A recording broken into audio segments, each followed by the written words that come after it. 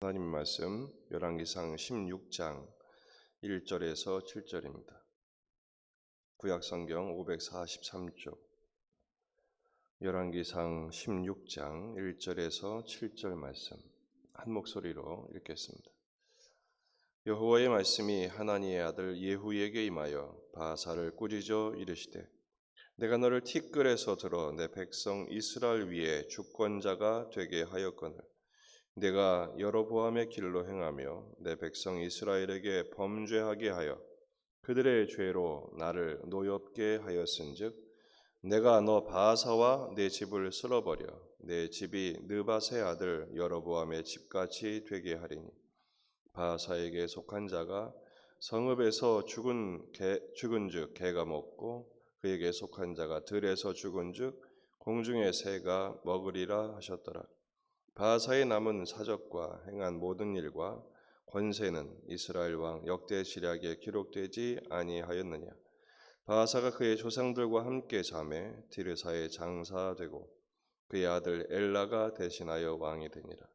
여호와의 말씀이 하나니의 아들 선지자 예후에게도 임하사 바사와 그의 집을 꾸짖으심은 그가 여로보암의 집과 같이 여호와 보시기에 모든 악을 행하며 그의 손의 행위로 여호와를 노엽게 하였음이며 또 그의 집을 쳤음이더라. 아멘. 본문에 계시된 주님은 어떤 분이신가? 여로보암의 길이 아니라 다윗의 길로 행하기를 원하십니다. 여로보암의 가문이 몰락해 버렸습니다. 하나님의 여로보암과 그의 아들 나답을 치시죠. 그리고 바사가 새로 왕이 되어 바사 왕조가 시작이 됩니다. 바사는 북이스라엘의 두 번째 왕조입니다. 그리고 세 번째 왕이죠.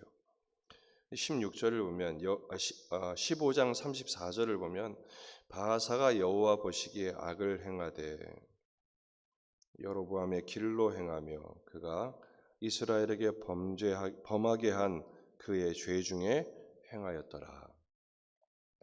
바사의 통치가 한 24년 되는데 한 줄로 요약을 해버리죠. 바로 여로보암의 길로 갔다라는 것입니다. 열왕기서는 크게 대조를 합니다.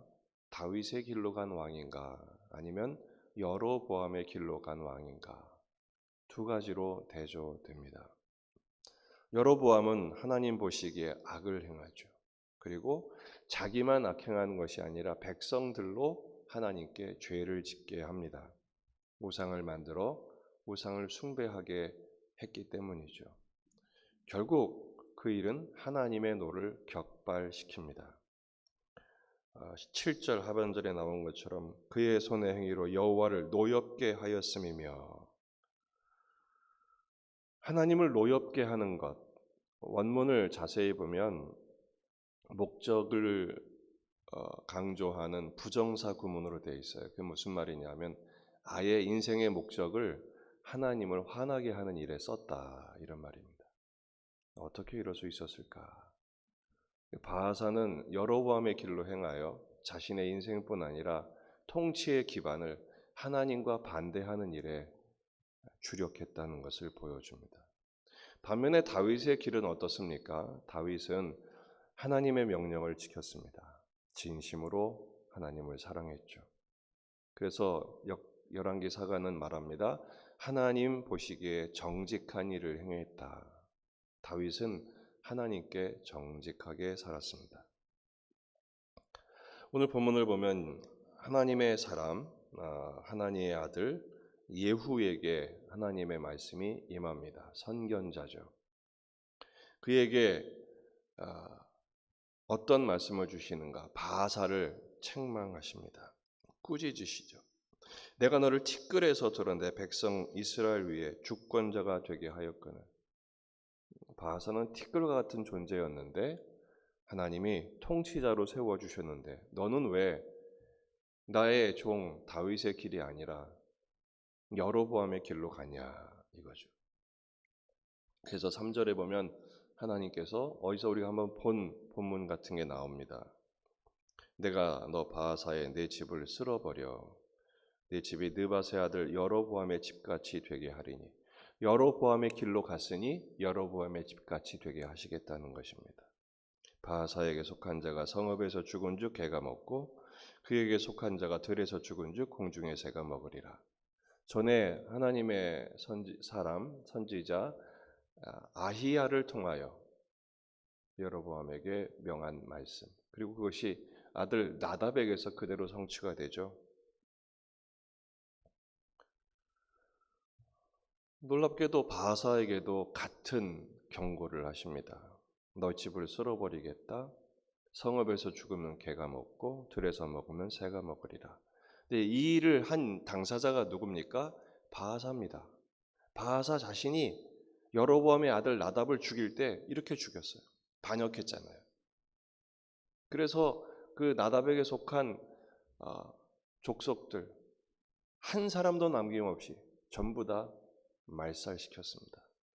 그런데 하나님 말씀하시죠. 내가 여로보암의 길로 갔으니 너도 그렇게 되리라. 참 무서운 말씀입니다. 심은 대로 거두는 것입니다. 여러분, 우리는 무엇을 심으셨나요? 우리는 하나님의 은혜와 사랑을 심어 하나님의 은혜와 사랑으로 살아가야 하는 존재인데 우리는 하나님의 사랑이 아니라 미워하고 질투하고 공격하고 비난하고, 그리고 하나님의 은혜로 살아가야 하는 존재인데 내가 하려고 하고 내가 안 한 것은 인정하지 않고, 조금 좋으면 쉽게 교만해지고 조금 어려우면 쉽게 낙심해서 하나님께 반항하고, 우리 삐지면 교회부터 안 나오잖아요. 그렇죠? 하나님께 삐지면 예배부터 안 드려요. 기도부터 안 해. 에이 안 해. 이런 식으로 나오잖아요. 여러분, 오늘 우리가 어느 길에 있는지를 다시 생각해 보아야 합니다. 저는 오늘 본문에서 꾸짖으시는 하나님을 발견할 수 있었습니다. 하나님은 누구신가? 꾸짖으세요. 7절에 여호와의 말씀이 하나님의 아들 선지자 예후에게도 임하사 바하사와 그의 집을 꾸짖으심은. 왜 꾸짖으실까요? 야 이놈아, 이게 아니죠. 아직도 사랑하신다는 거예요. 너 이렇게 잘못 갔냐? 이러면 안 된다. 돌이켜라. 물론 바하사는 결코 돌이키지 않았지만 하나님은 아직도 그에게 기회를 주기를 원하시는 거예요. 때로 하나님께서 여러분들에게 꾸짖으시는 그런 상황이 벌어진다면 감사하십시다. 엎드리십시다. 돌이킬 기회를 주신 것이기 때문에 그렇습니다. 오늘 말씀을 통한 나는 누구인가? 나는 누구인가? 우리는 돌이킬 힘이 전혀 없는 사람이라는 것입니다. 바하사에게 이렇게 준엄한 명령이 경고가 내려졌음에도 불구하고 바하사는 결코 돌이키지 않았습니다. 우리는 전적으로 부패하고 무능한 존재라는 것을 깨닫게 해주죠. 누구도 주어진 운명과 인생을 거스를 수 있는 사람은 아무도 없습니다. 이게 바울의 고민이었죠. 오호라 나는 곤고한 사람이로다. 이 사망의 몸에서 누가 나를 건져내랴. 이게 바로 우리의 평생의 고민이고 숙제인 것입니다. 그렇다면 오늘 말씀을 통해서 하나님은 우리에게 무엇을 하기를 원하시는가? 제가 전에 설교한 적이 있죠. 3가지 질문. 하나님은 누구신가? 나는 누구인가? 나는 무엇을 해야 하는가? 오늘 말씀을 통해서 우리가 해야 할 일이 뭘까요? 다윗의 길로 가게 하소서. 이게 우리의 기도가 되어야 합니다. 바하사는 여로보암의 길로 갔죠. 그러나 하나님은 다윗의 길로 가기를 우리에게 지금도 촉구하십니다. 그렇다면 다윗의 길이 뭐예요? 아까 생각한 것처럼 하나님 보시기에 정직하게 행했다. 하나님 명령에 순종했다. 하나님을 전심으로 따랐다. 여러분, 다윗이 정말 그랬나요? 다 그렇지 못했어요. 다윗도 한계가 있었습니다. 결정적인 죄를 얼마나 많이 졌는지 모릅니다. 그런데 여기서 말하는 다윗의 길은 다윗이 그렇게 잘했으니까 너도 잘해, 이게 아닙니다. 다윗이 왜 그렇게 심각한 죄인이었음에도 불구하고 하나님이 보시기에 정직한 자라고 칭찬받을 수 있었을까요? 은혜를 부어주셨기 때문입니다. 돌이킬 기회를 주셨고 선지자를 통해서 꾸짖어 깨닫게 하셨고, 그러자 다윗은 하나님께 엎드려 회개하며 다시 하나님을 사랑하는 은혜의 길을 걷게 된 것입니다. 전적인 은혜지요. 우리가 걸어야 할 길이 바로 이것입니다. 주여 은혜의 길을 걷게 하옵소서. 어떻게 은혜의 길을 걸을까요? 우리가 걸어가야 할 길은 십자가의 길입니다. 오늘 말씀의 결론은 십자가의 길로 행하게 하소서. 마태복음 16장 24절. 이에 예수께서 제자들에게 이르시되 누구든지 나를 따라오려거든 자기를 부인하고 자기 십자가를 지고 나를 따를 것이니라. 자기를 부인하고 자기를 죽이란 얘기죠. 왜 자기 십자가를 주실까요? 나를 죽이란 얘기입니다. 예수님은 예수님의 십자가에 달리셨듯이 우리도 내게 주신 십자가에 달려야 합니다. 거기서 내 정욕과 탐심을 십자가에 못 박아야 합니다. 내 안에도 여러 보암의 요소가 얼마든지 있습니다. 바하사가 다름 아닌 나의 모습인 까닭이죠. 하나님 우리 인생의 고난, 하나님 이건 좀 가져갔으면 좋겠는데 왜 이렇게 지겹도록 나를 힘들게 하실까? 십자가의 길로 우리를 이끌어 주신 것입니다. 바로 그 고난이 우리에게 은혜입니다. 하나님께서 우리에게 베푸신 은혜임을 기억해야 합니다. 왜냐하면 그 십자가의 길을 걸을 때 주님이 우리와 함께 하십니다. 그리고 도와주십니다. 시편 42편 11절 말씀을 제가 종종 묵상합니다. 왜냐하면 제가 이 지경에 이를 때가 많기 때문에 그래요. 시편 42편 11절. 내 영혼아 내가 어찌하여 낙심하며 어찌하여 내 속에서 불안해하는가. 너는 하나님께 소망을 두라. 나는 그가 나타나 도우심으로 말미암아 내 하나님을 여전히 찬송하리로다. 낙심천만한 우리 현실 앞에서 또 순간의 불안이 우리에게 엄습하여 전전긍긍하며 애달파할 때마다 주님을 향하여 소망을 두십시다. 십자가의 길을 기꺼이 걸어가십시다. 주님이 반드시 나타나 우리를 도우시며 우리의 입술에서 찬송과 감사를 받아내실 줄 믿습니다. 십자가의 길을 끝까지 걸어가는 십자가의 제자가 되는 복된 하루가 되시기를 주의 이름으로 축원합니다. 기도하시겠습니다.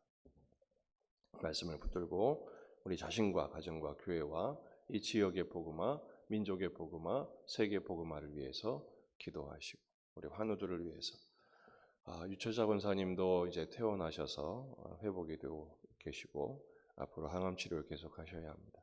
정환직 집사님도 그저께 퇴원하셨습니다. 계속 기도해 주셔서 감사합니다. 온전히 회복될 수 있도록 계속 기도해 주시고 우리 최혁재 성도님과 또 하나님의 치료가 계속 필요한 우리 환우들을 위해서 또 격리되고 감염된 우리 영혼들이 많습니다. 회복을 위해서 오늘 하루도 오늘 말씀대로 살아날 수 있도록 여러분 가져온 기도 제목들을 가지고 간절히 기도하시다가 돌아가시겠습니다. 다 같이 기도하겠습니다.